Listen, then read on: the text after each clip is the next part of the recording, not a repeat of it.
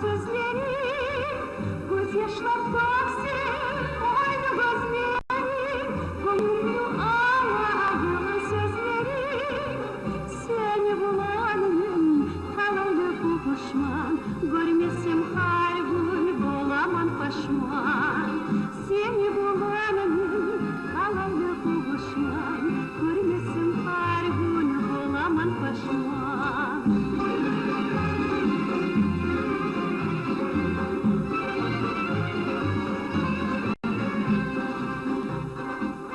Bolsam yanımdan bir serin getir, kalaylı suyu nasip etir.